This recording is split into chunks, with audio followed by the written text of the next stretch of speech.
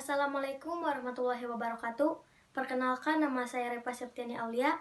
Saya perwakilan dari kelas 8B ingin menyampaikan sedikit pidato tentang Hari Pahlawan.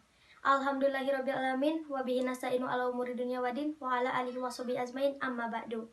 Saudara-saudara yang saya hormati, serta teman-teman yang saya cintai, hari ini kita memperingati Hari Pahlawan, tepatnya tanggal 10 November.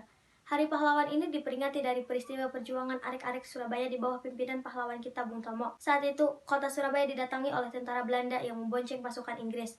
Karena kesewenangan tentara Belanda, akhirnya terjadi pertempuran di Hotel Yamato yang ditandai dengan penurunan bendera Belanda oleh arek-arek Surabaya dan digantikan dengan sangsaka merah putih. Di bawah kepemimpinan Bung Tomo, bangsa Indonesia tidak gentar menghadapi perlawanan tentara Belanda, bahkan terus memekikan kata, "Merdeka, maju, serang, serbu." Dengan semangat kepahlawanan, bangsa Indonesia mampu melawan dan mencapai kemenangan. Akhirnya, kota Surabaya berhasil dikuasai kembali oleh bangsa Indonesia.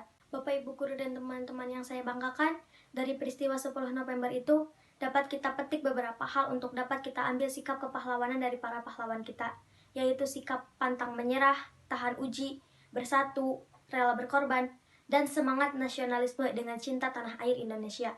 Sikap-sikap para pahlawan itu harus kembali kita tanamkan pada diri kita, termasuk pada diri anak-anak. Semoga kita dapat meneladani sikap para pahlawan. Amin, amin, amin ya rabbal alamin. Cukup sekian dari saya, hanya pesan saya, 1. Mari kita tingkatkan iman dan takwa kita dengan menjalankan perintah Allah Subhanahu wa Ta'ala dan menjauhi segala larangannya. Yang kedua, mari kita tingkatkan persatuan dan kesatuan. Yang ketiga, kita tingkatkan mutu pendidikan dengan belajar, dan belajar. Dan yang terakhir, marilah kita kembangkan dan lestarikan budaya leluhur yang menurut kita baik.